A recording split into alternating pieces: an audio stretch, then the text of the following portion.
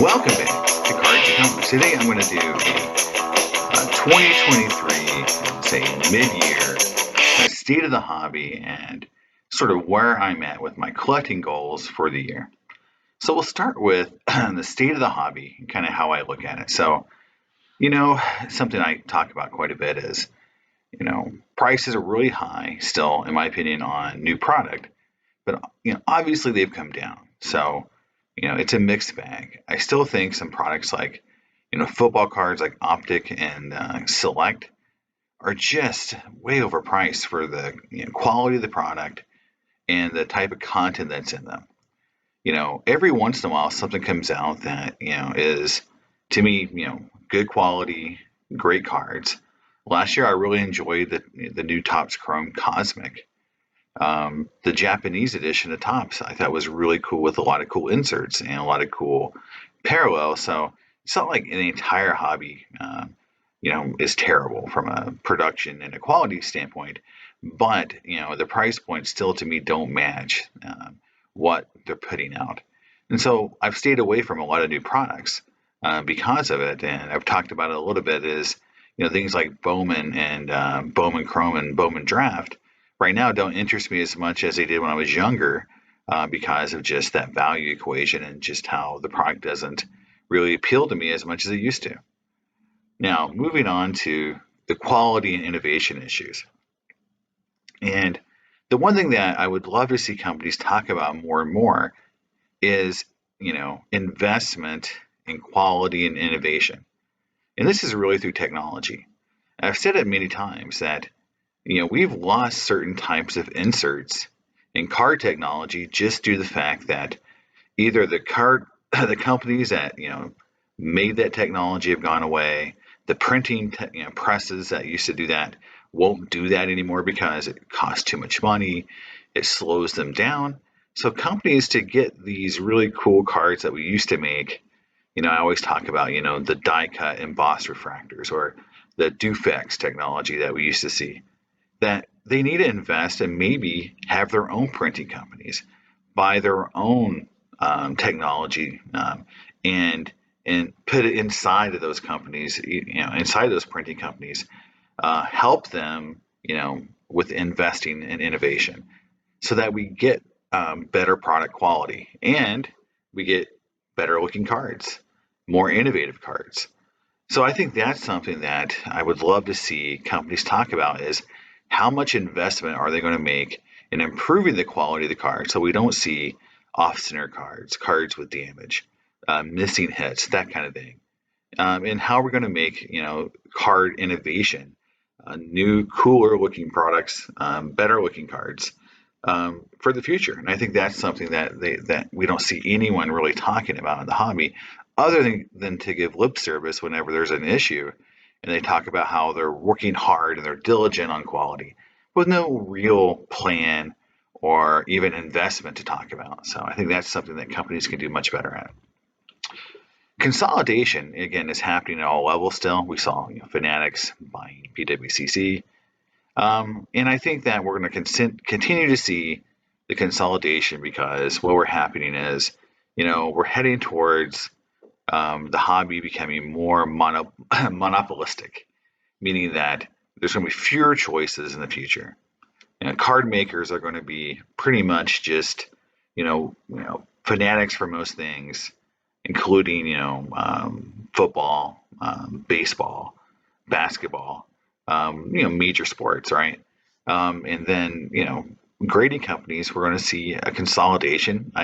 I think what we're seeing right now with grading companies, we're seeing some layoffs.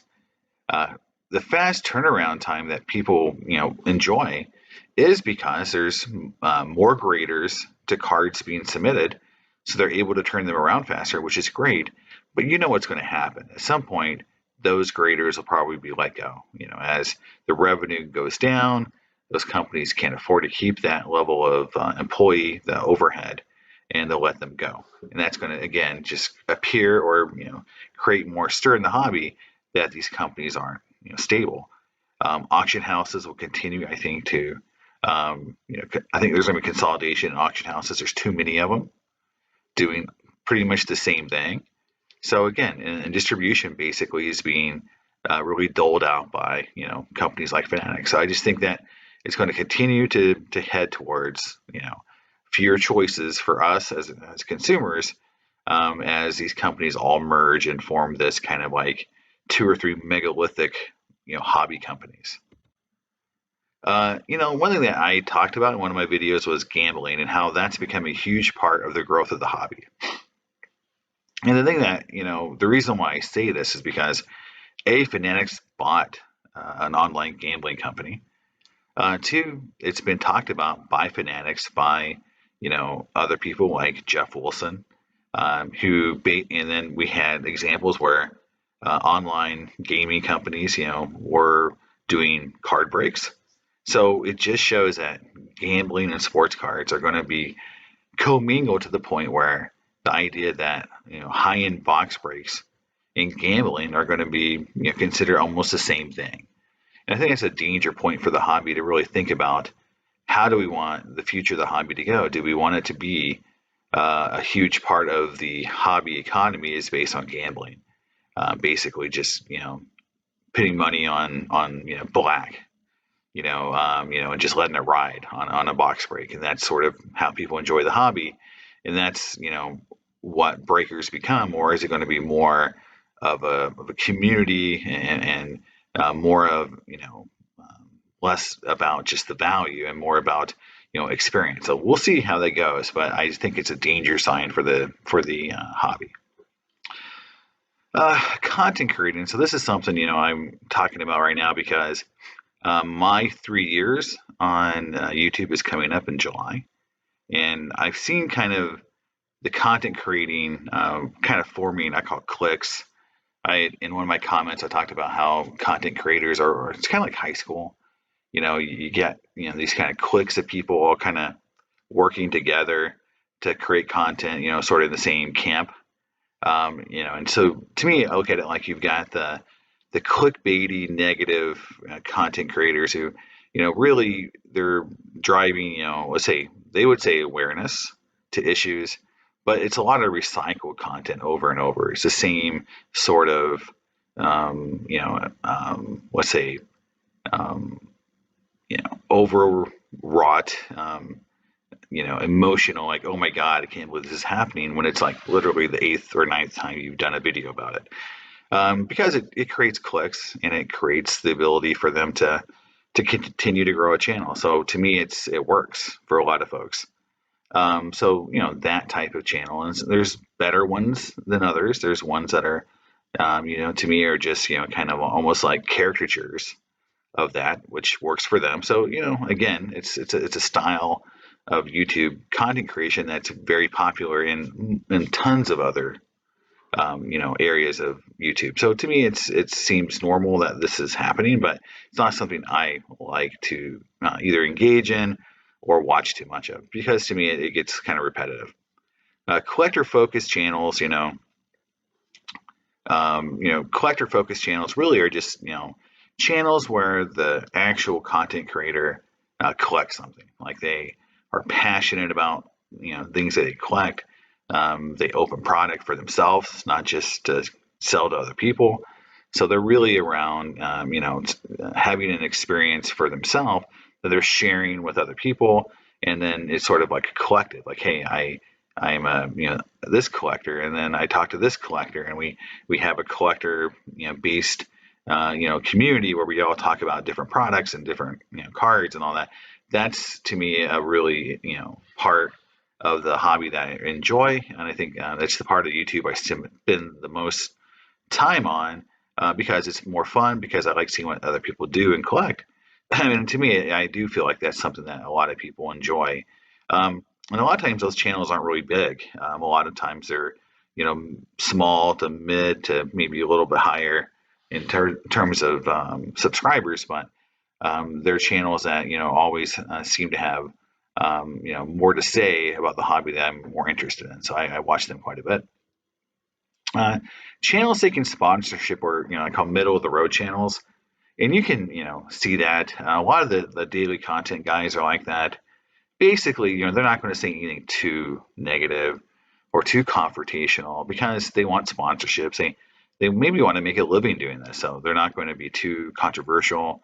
And so, those channels are going to be, you know, categorized and kind of ranked, and there's going to be winners and losers. And so there's only so many sponsorships to go around. So these channels all kind of have to position themselves to get those sponsorships. So I understand it, but to me, doing content just to gain sponsorships is, to me, it's kind of boring. From what I've seen, the people who just do this. Now I know a lot of channels try to do all three. They do some negative content, they do some collector focused content, and then they do some content that's sponsored. And so that's very common as well. So I do think that, some people do all forms of this, but this is kind of the three general areas of content creation that I'm seeing right now on YouTube. And obviously we've seen people leaving the space in content creation. We saw, Sports Card Anonymous leave, the comeback card collector Brad leave, and then just recently I listened to the Sports Card Nonsense podcast, and they had talked about maybe they were going to leave at some point, because they kind of got burnt out on content creation. So, which is kind of interesting because they're on the ringer and they're actually one of the bigger players in the space. For them to come out and say like they thought about just giving up just shows you that even if you have sponsorship and a big platform, you can still get burnt out or still don't want to do it. And I think that's a very interesting take, is even really successful people in the space sometimes leave. So moving on to my 2023 goals for this year, I talked about on the vintage side that I was really pushing to help complete my Hank Aaron and Willie Mays base card sets. That's really what I wanted to focus this year on, because I completed my Clemente base set and I really wanted to push forward on Hank Aaron and Willie Mays. And, so I targeted a few cards, but I, really wanted more cards in the 50s, right? So that was something I talked about adding at least 2 new 50s Mays and Aaron's cards in 2023. I talked about finishing my 60s Aaron run by getting a 61 Aaron, and then, don't worry so much about grade for cards made prior to 55. Because if you go to my recent 60s and versus 50s Hall of Fame rarity video, where I talk about how rare 50s Hall of Famers are compared to 60s Hall of Famers, I talk about from starting in 1955, but really 56, you see a huge increase in the pop count of high grade Hall of Famers from the 50s. So 55 and back is really where you see the pop counts go a lot lower. So to me, getting 8s and 7s and 54 and 53, 52, those years is a lot less likely, just from availability, but also from a cost perspective. So, I'm definitely more aligned to getting, my 53 Mays not a 6 or 7 or an 8 anymore. Maybe it's a 4 or 5, because that's what I can afford, but also, just it's so much harder to find those cards in those high grade that those prices just aren't going to come down due to availability. Now this year I was able to get my 55 Mays, so that was the big card I wanted to get this year, and I got a pretty nice copy. It's a little off center, I agree, but it's got great visual appeal, great color. It really pops in the holder. And so this is one of those cases where overall eye appeal won the day over just centering. But I know some people would say it's off center too much for them. But to me, it's got great eye appeal and still a sharp card. So I was glad to get that. Now, my Aaron side of the coin is I did get my 61 Aaron. I don't have it in hand yet. It's actually at the post office. So during my next vintage card mail day, I am going to unveil my entire 60s Aaron run. So for anyone who wants to watch that video, that'll be kind of a special video where I showcase my entire 60s Aaron collection with the addition of 61 Topps. So that's fun. So, I've accomplished a few of my goals already in the vintage Mays and Aaron. So I think I'm already off to a great start. It's halfway through the year. So when I go to the National, I'll be definitely looking to add a 50s Aaron and maybe another 50s Maze card to my collection. All right, moving on to Spider-Man. And I talked about getting really serious about getting the first 300 issues and ASM annuals. Now, or at least annual one, which is the first Sinister Six. Now I say I only own issue 4 in the first 10 issues. However, I found out that that's not true. I actually have issue number 9 as well. So I have issue 4 and issue 9. So I do have 2 issues of the first 10. And prices have come down, but I still have not really, still have not picked up more 1 through 10. I haven't created a checklist yet to see really which comics I need to get for my ASM 300 collection.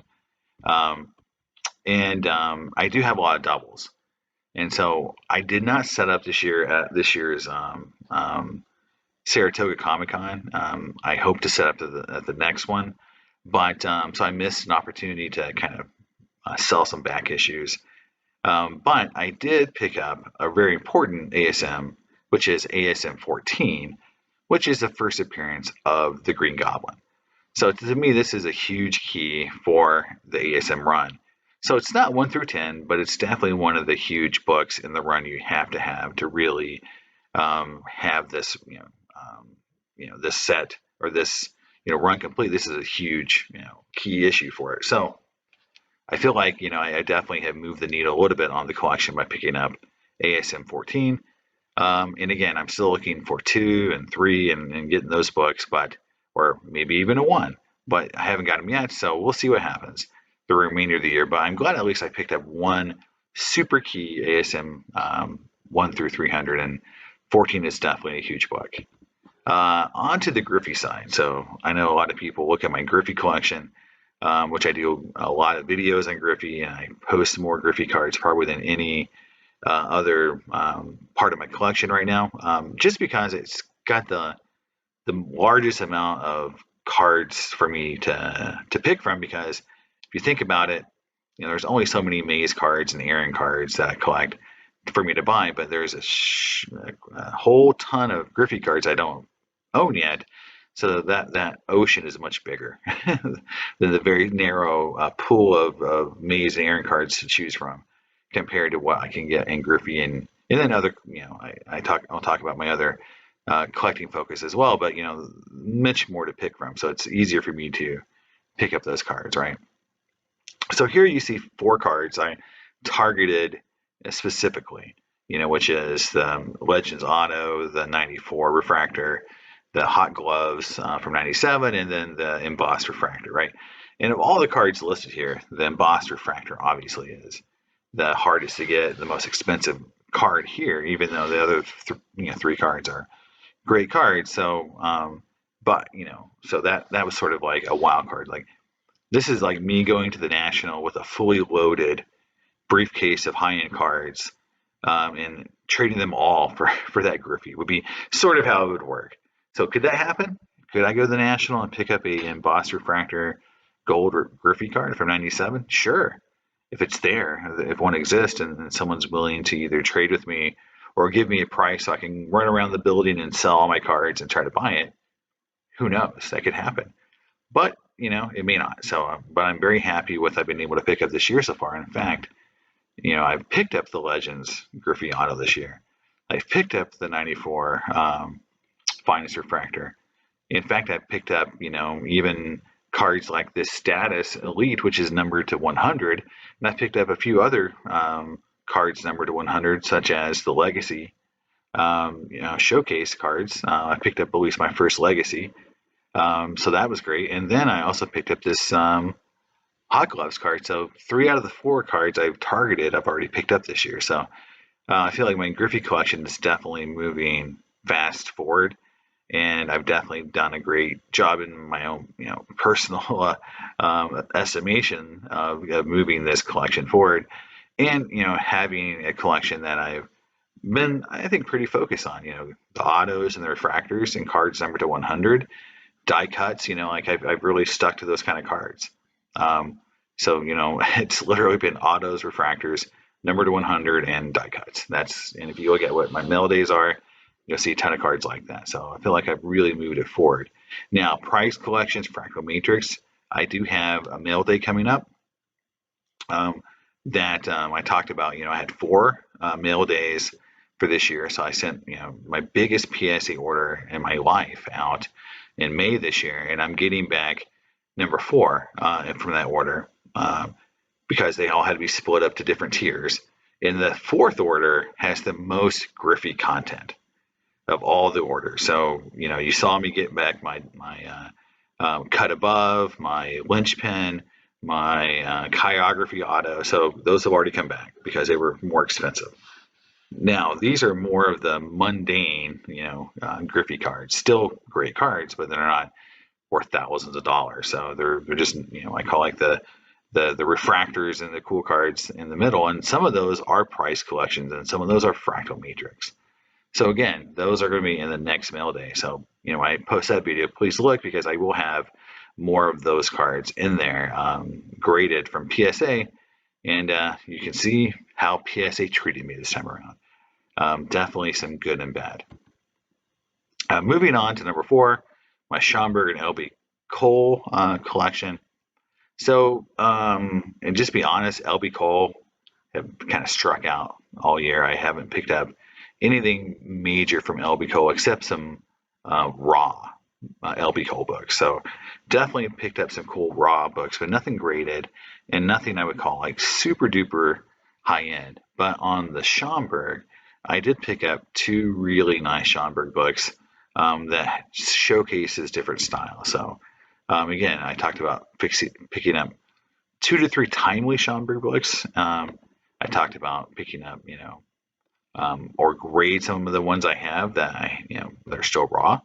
But if you look at my first timely this year of Schomburg, it's just all winners number 15, which is one of my, all-time favorite covers because it's just, crazy. You've got the train, you've got, the fighters in the background, and you got Namor, like, huge for some reason, smashing the train. It's just like so, just craziness everywhere. Always loved this cover. So I was able to pick that up. And then I was also able to pick up the last Startling Comics number 53. So it's the last issue. And this is just, one of those books that to me just, exude, this time period. And, and it's Schomburg's other style. It's his painted, paintbrush artwork, or airbrushed artwork. Just, beautiful cover, and you have the 2 contrasting styles, and sort of like I consider like peak form. His great early style with the Marvel books or timely books, and then his later on airbrushed artwork, more cheesecake artwork that he did for the Startling and Wonder and exciting comic book. So I thought it was a great way to kind of say, look, I've got 2 awesome books from those 2 styles. So very happy with my Schomburg pickups for the year. So on to my last goal for the year. It's my Barry Sanders and Peyton Manning collection. So I haven't moved this one as far as Griffey, but I have picked up some very interesting cards. Again, I talked about focusing only on playing years, trying to get, numbered on-card autos, refractors. So taking sort of the Griffey approach to Peyton and Barry. Now, I picked up this really interesting gold team, Barry Sanders, and I got it graded. So I threw it into the last grading order. It's part of that last PSA order number 4 that's coming to me. So stay tuned. It did grade. I thought it graded pretty well. So that'll be the next order. So that card is coming in. I picked up a few other Barry Sanders, but they're just not really huge cards yet. So I haven't really picked up, say, a showstopper or a huge card yet, like I have showed here, like a Precious Metals or an Atomic Refractor. That has not happened yet this year. So maybe I'll pick up something cool at the National. Like last year at the National, I picked up the gold, or sorry, not the gold, the 98 Crusade purple and green. So I picked up both Crusades at the National. So, so maybe that'll happen this year for me, for Barry Sanders for another huge card. On Peyton Manning, I really want the exclamation points, Peyton Manning rookie card, but I did pick up this Fleer Brilliance Peyton Manning. Now, for those who aren't familiar with the Fleer Brilliance set, the Shining Stars came in two versions. One was the base version, and one was the Shining Stars Pulsars, which is like a refractor. Now, PSA, because this was created probably a while back, because you can see with the 9 on the same line as Mint, meaning it's an older graded card, did not include the fact that this was a Pulsars. And if I showed you the back, it would say Pulsars, and you can just tell because it's shiny, not a regular metal card. And so the Pulsars are much harder to get, and so this card is really beautiful and really tough to get. And so it was definitely a huge Peyton Manning card for me to pick up. So I do have my big Peyton Manning card of the year, and it's a rookie card too. So I really don't have that for Sanders yet. So I'm hoping to pick up something again in the National. I would love to get this, same version of this card for Griffey because again, they're beautiful in hand. So that's it. That's my update for the year. For the mid-year, so kind of where we are and what my collection looks like. Let me know what you think and what you thought about my kind of hobby, state of the hobby and kind of where we are mid-year. The Nationals coming up, so that's going to be the next big thing. And let me know what you guys think, and I'll talk to you next time on Cards and Comics. Bye.